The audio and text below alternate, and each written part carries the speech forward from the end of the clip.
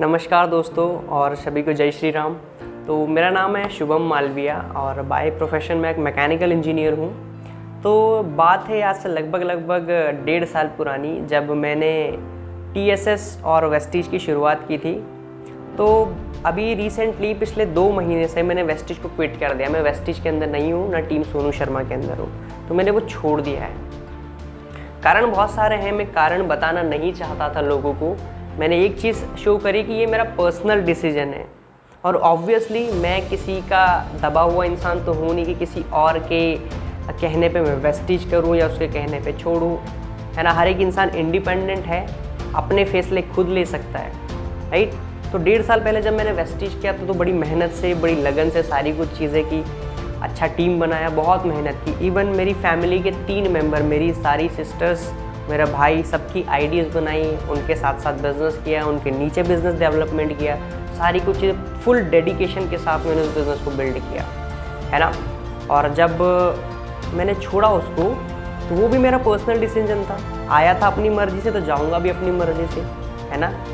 तो इसमें किसी का हक नहीं बनता है मुझे कुछ बोलने का। बट क्या हुआ ना, रिसेंटली कुछ टाइम से क्या हुआ कि जैसे मैंने छोड़ा तो उस टीम के अंदर मेरा काफ़ी अच्छा इन्फ्लुएंस था, क्योंकि 1.5 साल के अंदर मैंने काफ़ी अच्छी ग्रोथ ली, अपना भी लेवल गोल्ड रखा, अपनी सिस्टर को भी गोल्ड लेवल तक लेके गया, अपनी दूसरी सिस्टर को भी सिल्वर तक लेके गया, टीम में बहुत अच्छा ग्रोथ कराया, सारी कुछ चीज़ें करी। लेकिन स्टिल बहुत सारी ऐसी फैक्टर्स थे जिसकी वजह से मैंने टीएसएस को, टीम सोनू शर्मा को क्विट किया। बट क्या कहते हैं ना कि उंगली करने वालों को रास नहीं आता है ना। तो मैं शांति से अपना क्विट करके गया, लेकिन लोगों ने बहुत हंगामा मचाया, है ना। मेरे बारे में बहुत गलत अफवाहें फैलाई गई। खैर छोड़ो, उसको भी हम लोग ध्यान नहीं देते हैं। लेकिन उसके बाद भी बार बार पिंच करना, गलत बातें बोलना, फालतू की अफवाहें उड़ाना, ये चीज़ रुकी नहीं। उसके बाद बहुत सारे लोग बार आके पूछते कि आपने क्यों वेस्टीज छोड़ दिया, क्यों आपने क्विट कर दिया। और बताऊँ, मैं वेस्टीज के अंदर ग्रोथ करते करते अगर मेरी बात करूँ इनकम की, तो मेरा पर्सनल हाईएस्ट 67,000 प्लस रहा, प्लस मेरी सिस्टर का। तो सिस्टर का और अगर मेरी मिला के बात करें ना, तो हम 1 लाख से ऊपर की अर्निंग जनरेट करना स्टार्ट कर चुके थे। एट उसके बाद फिर वेस्टीज क्विट किया, तो लोगों को अचंभा तो लगेगा ना। और दूसरी चीज़, जिसके साथ बिजनेस कर रहा था उसका भी लॉस हुआ कि ये चले गए, तो मेरे बिजनेस का लॉस हुआ। तो क्या करूँ, इनकी इमेज भी अच्छी है, ये जाएंगे तो मेरी टीम के अंदर गलत इम्पैक्ट पड़ेगा। खैर मेरा ऐसा कोई इंटेंशन नहीं था, लेकिन सोचने वाले को कौन रोक सकता है। उन्होंने खुद ही मीटिंग्स करना शुरू कर दिया, मेरे बारे में गलत बातें बोलना शुरू कर दी, है ना। स्टिल मैंने उसको ध्यान नहीं दिया कि यार ठीक है, अपनी मर्जी के मालिक है, वो जो बोलने तो कोई इशू नहीं है। लेकिन स्टिल उसके बाद भी बार मुझे पिंच करना, बार मेरे बारे में गलत बातें बोलना, मुझे टॉर्चर करना, दूसरे नंबर से कॉल करके परेशान करना, ये चीज़ें रुकी नहीं। उसके बाद बहुत सारे लोग मुझे बार क्वेश्चंस करते हैं कि सर आपने क्यों छोड़ दिया, क्या रीज़न रहे, बार लोग पूछते। तो इसलिए इस वीडियो को आज मैं शूट कर रहा हूँ, जिसके अंदर मैं कुछ बातें आप लोगों को बताने वाला हूँ कि मैंने क्यों क्विट किया। सबसे पहला रीज़न कि नीचे वाले लोगों को बिल्कुल इनकम नहीं आता है। कहने का मतलब जनरेशन प्लान है, ठीक है, जनरेशन प्लान होना अच्छी बात है, लेकिन जो बंदा, जो पर्सन आज ग्राउंड लेवल पे मेहनत कर रहा है, उसको इनकम आना चाहिए या नहीं आना चाहिए। उस पर्सन को बिल्कुल इनकम नहीं आता है। 100 रुपये 50 रुपये से किसी का घर नहीं चलता है, राइट। दूसरी चीज़, 150 रुपये का उसका इनकम बना, उसके बाद आप वापस से उसको, इस गरीब आदमी को फोर्स करते हो, एक स्टूडेंट को आप फोर्स करते हो कि दोबारा से तू 3,000 रुपये की, 3,200 रुपये की कंसिस्टेंसी कर। भले तेरे घर में सामान पड़ा हो, भले तुम यूज़ ना करो, लेकिन तुम करो, है ना। फोर्स किया जाएगा, सिस्टम की बात की जाएगी। 2 तारीख को आपके बड़े महान लीडर आएंगे और वो बड़ी बातें करके जाएंगे, और आपको फिर फोर्स किया जाएगा कि आप दोबारा से करो। भले आपको इनकम नहीं आया, कोई इनकम नहीं हुई, कुछ नहीं हुआ आपका, लेकिन फिर भी आपको अपनी जेब ढीली करनी है, राइट। सेकेंड थिंग, चलो ठीक है, बंदा मोटिवेशन में काम कर रहा है, ठीक है, दूसरे महीने भी कर लिया। अब क्या होता है ना कि उसको इनकम तब तक नहीं आएगा जब तक उसकी टीम 50 से 60 लोगों की मिनिमम हो नहीं जाती। कहने का मतलब 5625 पीवी जब तक उसका होगा नहीं, उसको कोई इनकम नहीं आने वाला है ना। जब तक आप ज़्यादा से ज़्यादा फ्रंटलाइन और या फिर पूरा आप 5625 पीवी नहीं करते, आपको कोई इनकम नहीं आने वाला है ढंग का। 200-300 रुपये इज़ नॉट एन इनकम, उससे कुछ नहीं होता है ना। एक प्लेट चाउमीन खाओगे, मोमोज खाओगे, ख़त्म हो जाएंगे, उससे आपका घर नहीं चलेगा, राइट। तो जब तक आप 50-60 की टीम नहीं बना लेते, आपको कोई इनकम नहीं आता। ये मेजर इशू है, ठीक है, चलो ठीक है, उसके बाद भी यहाँ तक भी ठीक है कि कोई बंदा मोटिवेट होकर मेरे जैसा मेहनत कर लेगा, है ना। मान लो 3 महीने, 4 महीने, 5 महीने आपने लगातार मेहनत करके वो लेवल हासिल कर लिया कि आपने 60 से 70 लोगों की टीम बना ली। उसके बावजूद आप ब्रॉन्ज डायरेक्टर नहीं बने, अभी आपको इनकम आना शुरू नहीं हुआ है। अब आपको ब्रॉन्ज मेंटेन करना है, आपको 2000 पीवी करना पड़ेगा, और 2000 पीवी से 1 पीवी भी कम होगा, आपको इनकम नहीं आएगा। तो 2000 पीवी मेंटेन किया मतलब आपने जो बिजनेस दिया वो कंपनी को दिया 60,000 से लेकर 64,000 का, और 2000 पीवी पे आपको इनकम कंपनी कितना देगी पता है? 3000 से 3500, ज़्यादा से ज़्यादा 4000 तक जाएगी। मतलब टर्नओवर का मात्र 5% आपको मिल रहा है, राइट। इतनी मेहनत ग्राउंड लेवल पे आप कर रहे हो, आपकी टीम कर रही है, और अभी भी आपको इनकम आ रहा है, आपकी टीम को नहीं आ रहा है, राइट।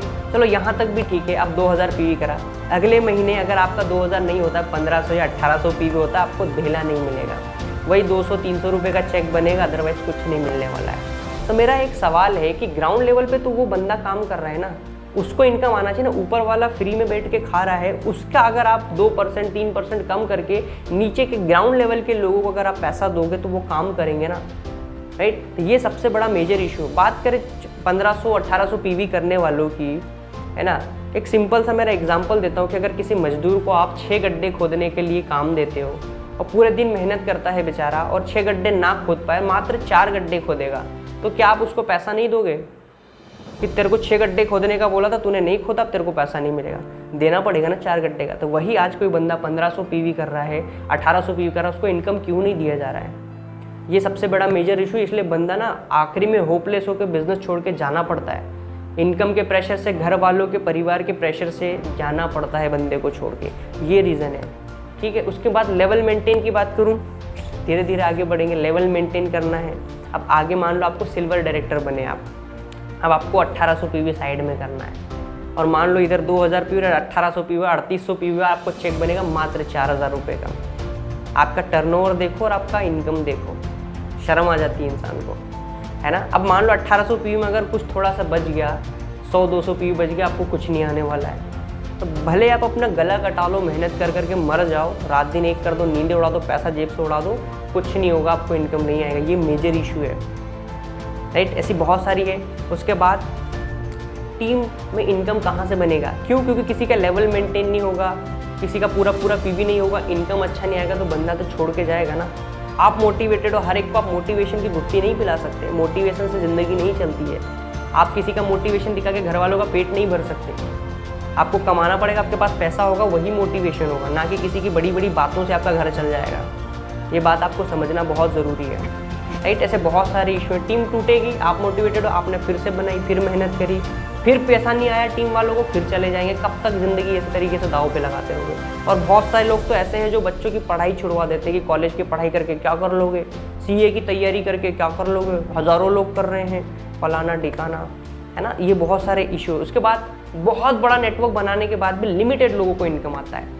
एक पर्सन को मैं जानता हूँ, बहुत अच्छे लेवल पे है, उनका नेटवर्क लगभग 85 से 90 हज़ार का नेटवर्क है। और अगर आप जाके देखोगे टीम के अंदर, तो 90 हज़ार का जो नेटवर्क अभी तक का बना, उसमें से 90 लोगों को भी इनकम नहीं आता है। 90 छोड़ो, 90 का आधा कर लोगे ना, 45, उतने लोगों को भी इनकम नहीं आता है। मुश्किल से मुश्किल 30 लोगों को इनकम बनता है इतने बड़े नेटवर्क के अंदर, है ना। हर महीने 2000, 2500 लोगों की ज्वाइनिंग होती है। उसमें से आपकी मीटिंग के अंदर कितने लोगों को आप ला रहे हो? 1000 से 1500 लोगों को ला रहे हो हर महीने। तो इतने सारे लोगों को ज्वाइन करवा के क्या कर रहे हो आप? क्यों? लोगों को इनकम नहीं आ रहा, लोग जा रहे हैं, लोगों को रिजल्ट नहीं मिल रहा, लोग जा रहे हैं। कब तक? सोचो, 90 हज़ार के नेटवर्क में अगर आप 30 लोगों को भी कमवा नहीं सकते तो क्या ही ग्रोथ कर रहे हैं, राइट। ऐसे बहुत सारे और भी रीज़न है। उसके बाद पीवी खरीदते हैं लोग पीवी खरीदते क्यों हैं? क्योंकि अगर बिजनेस कर रहे हैं, मान लो 1500 पीवी हो गया है, लास्ट में 300 पीवी बच गया है, क्या करें? पैसा देके पीवी खरीद लेंगे, है ना।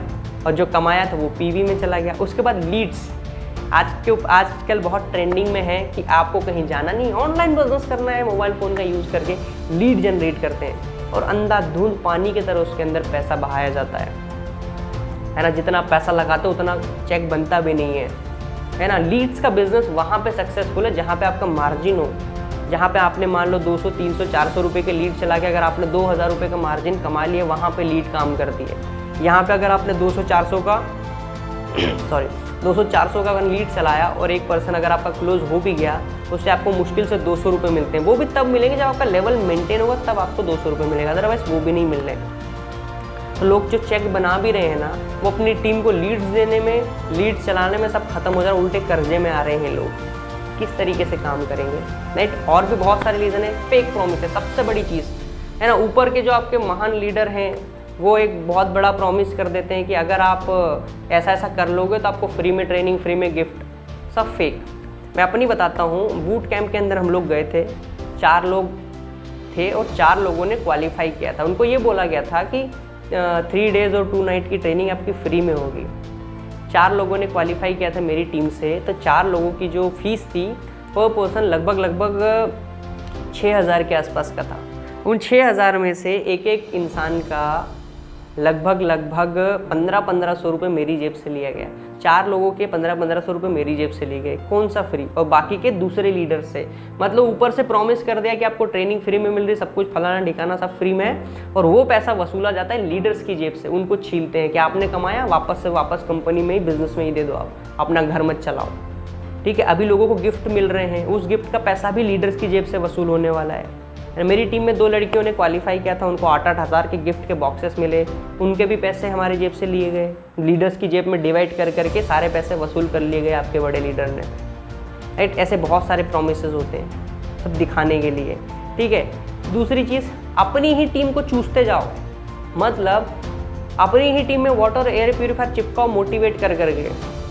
मेरी टीम में एक लड़का था, खैर बाद में जब मैं दूसरी जो प्लेटफॉर्म पे काम करूँ वहाँ पे आया, वो लड़का बोलता है कि सर मैं बर्बाद हो गया इसके चक्कर में। वो गांव से बिलोंग करता है, एक छोटे से गांव से जहाँ पे बस भी नहीं चलती है।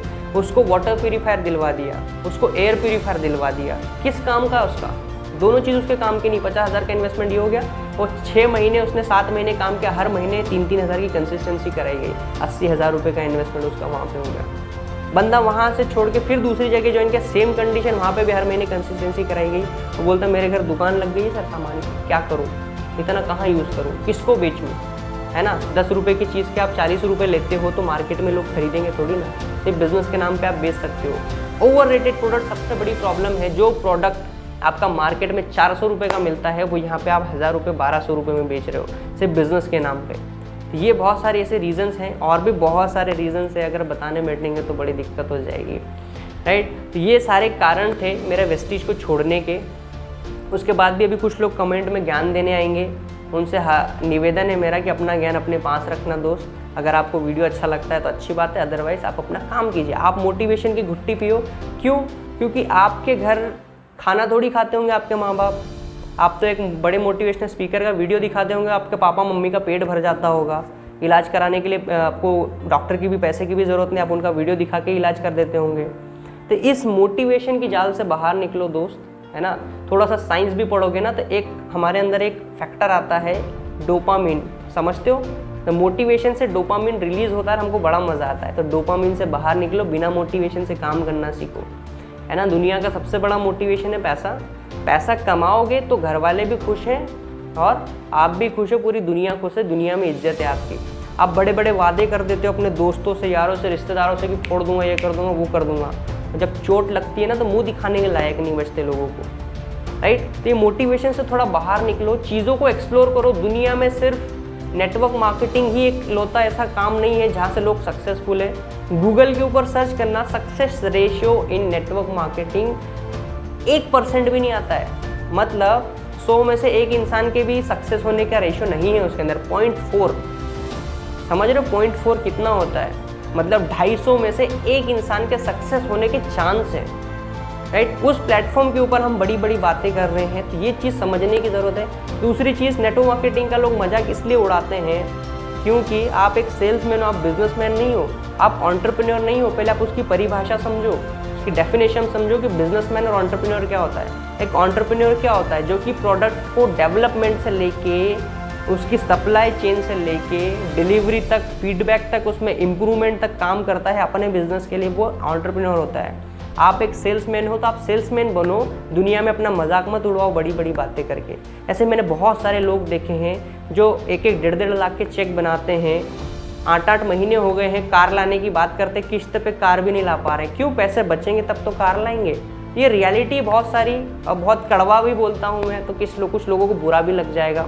सो अलविदा लेना चाहूँगा। ऐसी बहुत सारी बातें हैं और बहुत लंबा वीडियो हो जाएगा, इसलिए मैं चलता हूँ, अलविदा लेता हूँ। और बहुत सारी बातें आपको भी समझ में आई होंगी। तो आज आपका डिसीजन है कि ज़िंदगी ऐसे ही अपनी नरक करनी है कि कुछ बेहतर करना है। जॉब वाले लोगों को गालियाँ दी जाती है। भाई आज 95% लोगों की जीविका चलती जॉब से। जॉब नहीं होती तो आज बड़ी बड़ी कंपनियां नहीं चल रही होती। और आप जिस कंपनी में काम करो वहाँ पे भी बहुत सारे सैकड़ों लोग जॉब करें, तब आप बिजनेस कर पा रहे हो। ये चीज़ समझने की ज़रूरत है। हर एक पर्सन की जीविका है। आप किसी को ऑफ़र करते हो, पार्ट टाइम में ऑफ़र करो, उसको लगता है कि यार यहाँ से कुछ बेहतर कर लूँगा, अपनी सैलरी को क्रॉस करेगा, उस दिन फुल टाइम करेगा, दैट्स ओके। बट किसी को अपनी टीम को चूसना बंद कर दो, लोगों को बेवकूफ़ बनाना बंद कर दो, है ना। सिर्फ अपनी जेब भरने के बारे में मत सोचो, लोगों के बारे में भी सोचो कि जो एक आशा लेके आते हैं, एक उम्मीद लेके आते हैं, सपने लेके आते हैं कुछ करने का, उनके बारे में भी सोचना बहुत ज़रूरी है। आज लोगों को विश्वास ही नहीं होता है, जब उनके सामने कोई अपॉर्चुनिटी आती है उनको लगता है कि ये भी तो वही है, ये भी वैसा ही है, राइट। तो थोड़ा सा समझो, सोच समझ के डिसीजन लो, आगे बढ़ो। और सिर्फ एक जगह चिपक के अपनी ज़िंदगी बर्बाद करने से कोई मतलब नहीं है। बिजनेस नहीं भी करोगे तो लाइफ में सक्सेस हो जाओगे दोस्त। सिर्फ नेटवर्क मार्केटिंग करना ही सक्सेस नहीं होता है, दुनिया में बहुत काम है ना। तो अलविदा और अगेन जय श्री राम, राधे राधे।